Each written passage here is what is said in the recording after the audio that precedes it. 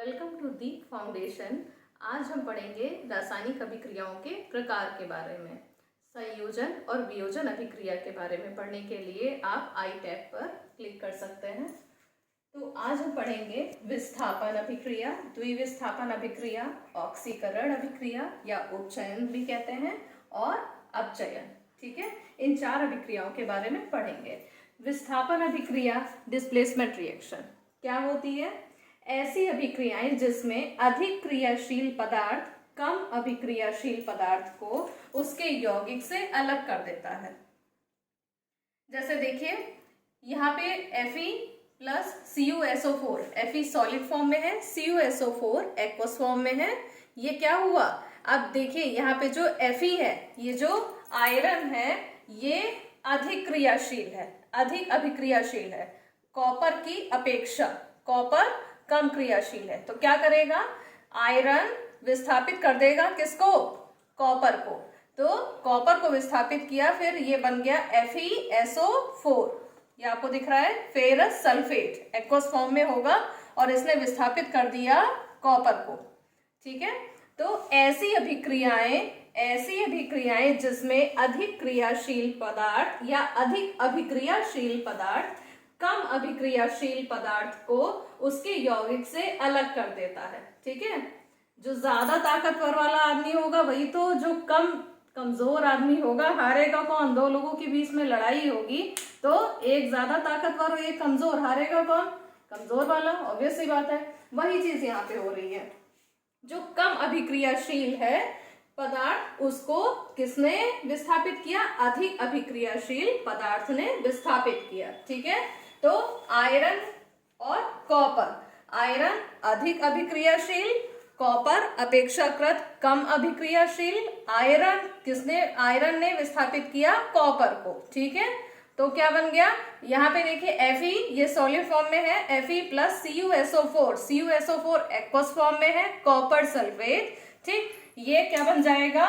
जब Fe copper को विस्थापित कर देगा तो ये बन गया FeSO4 फेरस सल्फेट, जो कि आपका एक्वस फॉर्म में होगा, और विस्थापित हो गया कॉपर जो कि सॉलिड फॉर्म में। ठीक है, Fe plus CuSO4 gives out FeSO4 plus Cu। ठीक है, ये आपकी विस्थापन अभिक्रिया है। अब आ जाते हैं द्विविस्थापन अभिक्रिया पे। द्विविस्थापन अभिक्रिया, नाम से पता चल रहा है विस्थापन एक जगह विस्थापन हो रहा है। ठीक है, द्विविस्थापन दो जगह विस्थापन हो रहा है। देखते हैं, डबल डिस्प्लेसमेंट रिएक्शन, ऐसी अभिक्रिया जिसमें अभिकारकों के बीच आयनों का आदान प्रदान होता है, उन अभिक्रियाओं को हम क्या कहते हैं? द्विविस्थापन अभिक्रिया कहते हैं। देख लेते हैं, है ना। हमने लिया Na2SO4, ठीक है, जो कि एक्वस फॉर्म में है, सोडियम सल्फेट कहेंगे। ये सोडियम है हमारा, ये सल्फेट आयन है SO4। ठीक है, Na2SO4 प्लस BaCl2, ये भी हमारा एक्वस फॉर्म में है। ठीक है, Na2SO4 plus BaCl2, sodium sulphate plus barium chloride. ठीक है, अब देखिए SO4, ये देखिए यहां पर है ना, किसके साथ गया? बेरियम के साथ चला गया। ठीक, और ये Na और ये Cl मिलके क्या बना लिया? NaCl, सोडियम क्लोराइड, जो कि हमारा एक्वस फॉर्म में है। ठीक है, तो क्या हुआ? यहां से सल्फेट आयन और यहां से क्लोराइड आयन, दोनों क्या हुए? एक दूसरे में आदान प्रदान हुआ, सल्फेट क्लोरीन की जगह और क्लोराइड सल्फेट की जगह। ठीक है, और ये हमको अवक्षेप प्राप्त होता है ना। ये चिन्ह किसका है? अवक्षेप का। ठीक है, लिखा भी है हमने ये नोट में, क्योंकि इन अभिक्रियाओं में अवक्षेप बनता है, इसलिए इन्हें कैसी अभिक्रिया भी कहते हैं?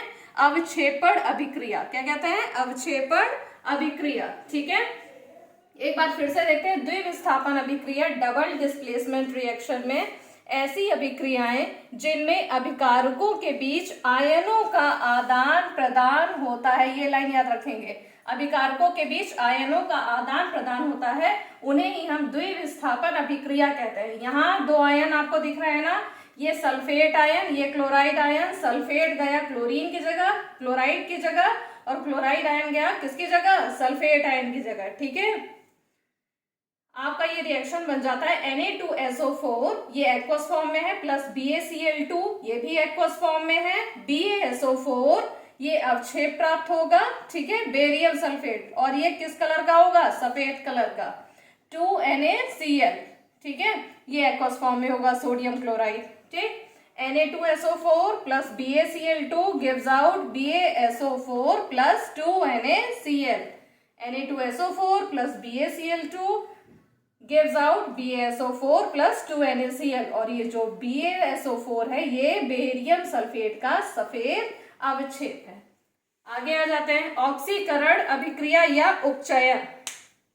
ऑक्सीकरण अभिक्रिया को हम ऑक्सीडेशन रिएक्शन भी कहते हैं, ठीक है। अब ऑक्सीकरण है ना, नाम से पता चला, देखिए ये देखिए ऑक्सी, ठीक, ऑक्सीकरण अभिक्रिया या उपचयन, ठीक, नाम से भी याद रखा जा सकता है। देखिए, वह अभिक्रिया जिसमें पदार्थों में ऑक्सीजन का योग हो, ये रहा आपका ऑक्सीजन, इसमें आ रहा है ऑक्सी, ये देखिए ऑक्सीकरण, इसमें भी आ रहा है ऑक्सी, ठीक है। तो ये दोनों शब्द का मिलान करके आप अपने दिमाग में ये याद रखेंगे कि ऑक्सीकरण में ऑक्सीजन जुड़ता है, जुड़ा हुआ है ना, देखो यहाँ पे ऑक्सीकरण में ऑक्सीजन जुड़ता है और हाइड्रोजन निकलता है, हाइड्रोजन का ह्रास होता है और ऑक्सीजन का योग होता है, ठीक है। ऑक्सीकरण अभिक्रिया, और इसको हम क्या कहते हैं, उपचयन भी कहते हैं। वह अभिक्रिया जिसमें पदार्थों में ऑक्सीजन का योग होता है और हाइड्रोजन का ह्रास होता है, वही अभिक्रिया क्या कहलाती है, ऑक्सीकरण या उपचयन अभिक्रिया कहलाती है, ठीक है। रिएक्शन देख लेते हैं। 2Cu plus O2 gives out in the presence of heat 2CuO, ठीक है। कॉपर प्लस ऑक्सीजन क्या बना, कॉपर ऑक्साइड, है ना आपने। ऑक्सीकरण अभिक्रिया क्या है, ऑक्सीकरण अभिक्रिया या उपचयन में वह अभिक्रिया जिसमें पदार्थों में ऑक्सीजन का योग होता है और हाइड्रोजन का ह्रास होता है, वो अभिक्रियाएं ऑक्सीकरण अभिक्रिया या उपचयन अभिक्रिया कहलाती हैं, ठीक है। अब ये देखिए, copper plus oxygen gives out copper oxide, ठीक है। तो ऑक्सीजन जुड़ गया और यहाँ पे इसका कॉपर का क्या हो रहा है, ऑक्सीकरण हो रहा है, ठीक है।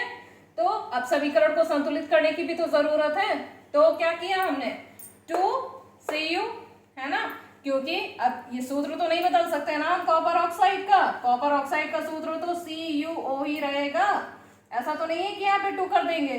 तो समीकरण संतुलित करने के लिए हमेशा अंक जो भी होगा बढ़ाना या घटाना या नहीं हो तो उसको लिखना, वो सब क्या होगा, आगे होगा। तो क्या कर देंगे, 2 यहां लगा दिया हमने, ठीक। तो ऑक्सीजन 2 हो गया और कॉपर यहाँ पे 2 लगा देंगे, क्योंकि यहाँ पे 2 कॉपर यहाँ है, 2 कॉपर यहाँ हो जाएगा, ठीक है।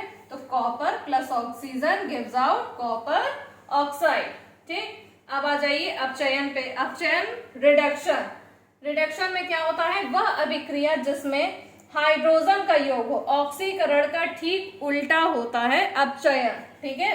तो ऑक्सीकरण में क्या होगा, ऑक्सीकरण ऑक्सीजन का जुड़ना, ये याद रखेंगे। ऑक्सीकरण में ऑक्सी आ रहा है ना, मतलब आप ये देख लीजिए ऑक्सी जुड़ा हुआ है ना इसमें, ऑक्सीकरण में, ऑक्सीकरण शब्द में ऑक्सी जुड़ा हुआ है ना, इससे हम ये याद रखेंगे कि ऑक्सीकरण में ऑक्सीजन जुड़ता है, हाइड्रोजन निकलता है, ठीक है। फिर दूसरा देख लीजिए अपचयन, अपचयन ठीक इसका अपोजिट क्या होगा, अपचयन में वह अभिक्रिया जिसमें हाइड्रोजन का योग होता है और ऑक्सीजन का क्या होता है, ह्रास होता है, या हाइड्रोजन जुड़ता है, ऑक्सीजन निकलता है, आम बोलचाल की भाषा में, ठीक है। तो या पदार्थ को इलेक्ट्रॉन प्राप्त होता है, क्या प्राप्त होता है, इलेक्ट्रॉन, तो उसे हम क्या कहते हैं, अपचयन अभिक्रिया। ऑक्सीकरण में ऑक्सीजन जुड़ेगा, हाइड्रोजन निकलेगा, अपचयन में क्या होगा, हाइड्रोजन जुड़ेगा और निकलेगा क्या, ऑक्सीजन, ठीक है। तो उसे हम क्या कहेंगे, अपचयन अभिक्रिया। ये देख लीजिए CuO, ये सॉलिड फॉर्म में है, कॉपर ऑक्साइड, ठीक, प्लस H2 क्या जुड़ रहा है, यहाँ पे हाइड्रोजन जुड़ रहा है, ऊपर वाले में क्या जुड़ा था, ऑक्सीजन जुड़ा था, ठीक है। अब ये जुड़ जाएगा, देखिए क्या बनेगा, ये O और ये H2 क्या बन जाएगा, H2O।